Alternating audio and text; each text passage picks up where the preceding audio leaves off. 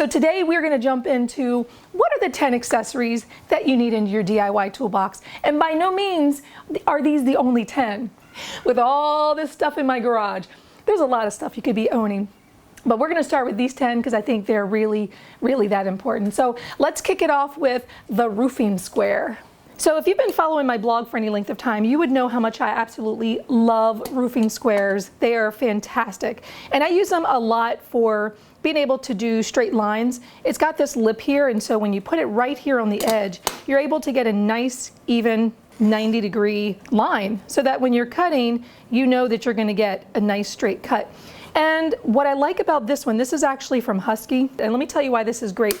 Because most times with roofing squares, when you've got a wide piece of wood this way, it only goes out to a little past 6 inches. So once you have your line, you typically have to flip it over, and then you've got to continue your line. Well, Husky actually came out with this really cool roofing square where you just kind of put your finger right here and pop it out, and now you go from 6 inches to just over 12 inches. So now you can draw a line and you really don't have to take that extra step to flip it. When you are doing any sort of woodworking that has you joining two pieces of boards together at a 90-degree angle, a roofing square is great because it allows you to tell whether or not you've got a nice 90-degree angle. So that's how I use it generally. Now if you're doing rafters, you can use this for rafters. Again, it's a roofing square, so you can use it for roofing. But for me and my purposes, my project purposes, I'm generally using it for making sure that I'm getting a right angle. If I'm cutting anything at a 45 or any other kind of degree, I can pivot that and get the angle that I want just by lining it up with the side of the board. So definitely get this. This is a 1 by 12. And so it's 11¼ inches wide, and this will actually tackle that entire length. The next accessory that I think you absolutely need in your DIY toolbox is a Tsquare. This is one that I simply adore. The reason why is because it has so many more measurements on it than you would find on a regular Tsquare. So all of them, of course, have this lip here, which you could put against the side of your board, either the long edge or the short edge, to basically hook it on and give you some accurate measurements. But what's different about this one is that it actually has all of the in-between measurements. So there's no guessing about, okay, what's 3 3/8? You don't have to try to figure that out. So what I like to do is just kind of hook this on the side of my wood, figure out what measurement I need, let's say 3 3/8. Using my mechanical pencil, I can just put that in there and then just push this along the edge. Slide it along the edge, and I know that it's going to be accurate no matter what. Especially if you've got a long piece of wood and you need to get an accurate measurement. You don't want to have to take a tape measure and measure here, measure here, measure here. If you've got a Tsquare that has all of these little micro measurements, you can easily just slide this along. Of course, you don't want this to slide. Make sure you have it, tacked down to your table. But yeah, it's just super easy to put your pencil in there and get exactly the measurement that you need without having to guess. So the third tool that you have to have in your toolbox or accessory is sockets. I installed a toilet, cleaning my car, and doing a really thorough cleaning and actually using these sockets to remove some of the things in my car to get like a really deep cleaning done. I have put together this workbench, and I needed to tighten up these the nuts. And these have come in handy. So definitely make sure that you have some sockets around. There's different sizes. You can get the 4-point, no, they don't have 4 points. 6 points, 12 points. They have 1/4 inch, 3/8 inch. I mean, it's a lot. So this set actually has 200 pieces. There's a lot of things around the house, and with repairs, or if you're hanging a television on your wall, like we did, you're gonna need some sockets and you're gonna need a ratchet. So this one's good because it, fits in the small spaces. Another one of my favorite tools is this measuring device here that allows you to take a measurement and then tighten this bolt here that allows you to then transfer this same measurement to another part of the board. So for example, if I want to mark at 1 inch, I can easily do that, tighten it up, and then make a little mark I can go up here to the middle of the board, make another mark, or maybe I want to do an inch all around. And because I have this locked into place, I can easily transfer this 1 inch mark. So this is really an easy way to take measurements so that you don't have to use a tape measure and keep having to measure the same measurement over and over and over. I really like that. This is a great tool to have. It goes all the way up to 6 inches, but you'll get probably about 3 7/8 inches if you're looking to be able to lock this here and get a nice measurement. And the reason why I'm choosing this as number 5, when I pull this out to take a measurement, it doesn't automatically try to wind itself back in.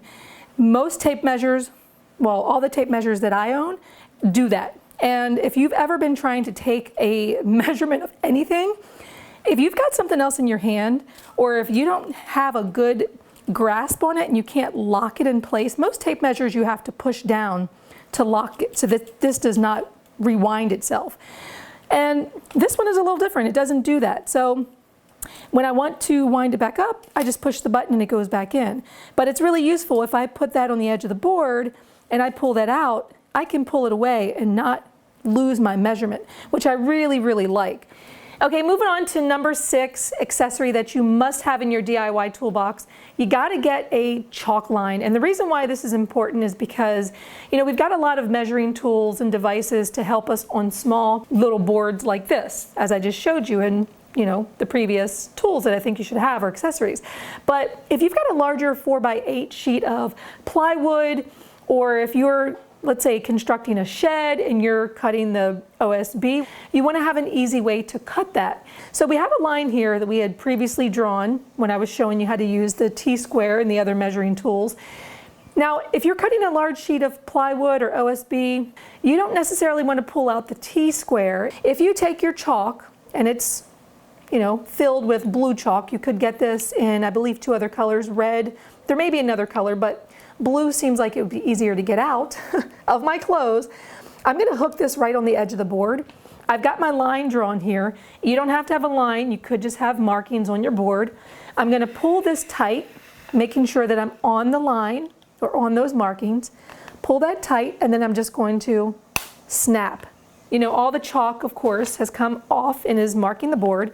When I wind this back up, if I can get it back in, here we go. When I wind that back up, it'll get recovered in chalk, which is good.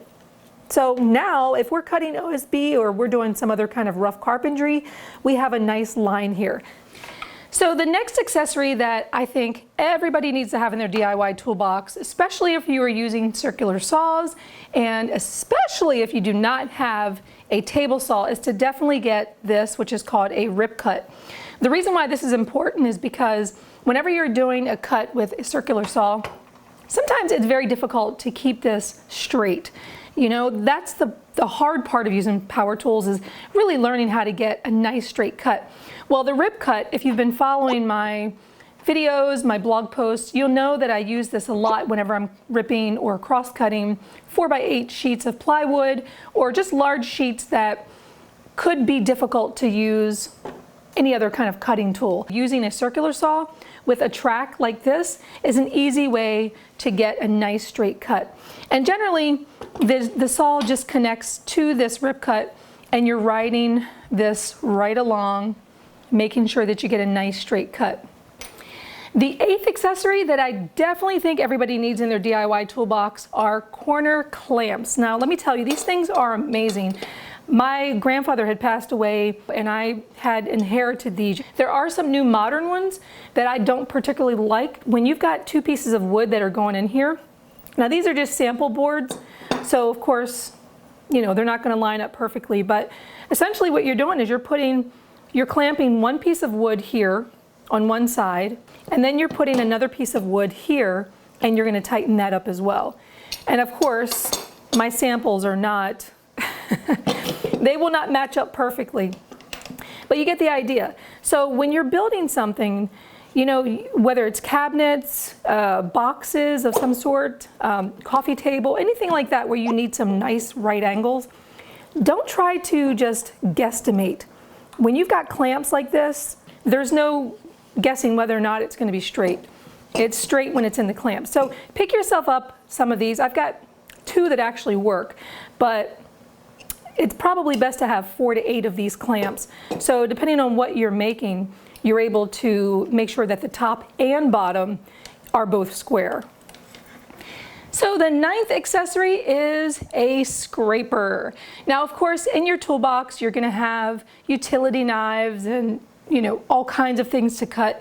But don't forget to pick up one of these. I use these pretty regularly. If there are things that you buy from the thrift store, a lot of times they have tags on them, stickers on them, and I find that it's easy to just open this blade and then scrape off that sticker. Another thing too, if you're painting a window, a lot of times you'll think that you need to put some tape around the window in order to protect the window from the paint. Don't do that. You can actually, and in fact my carpentry teacher told me this is what he uses. They will just paint the window with the stiles. I believe they're called stiles, and I believe it's mullions, I believe it's called. There is a proper term for that. And instead of taping off, they will actually just paint the window, and if they get paint on the glass, it doesn't matter. They're able to take this and easily scrape away the paint from the glass. When I'm painting rooms, and I might drip a little bit of the paint on the floor, once it dries, this will actually remove the paint from the floor. You want to pick up a pack of the blades as well, because over time you will wear through this pretty easily, and changing the blade is not a problem. You just push it all the way up.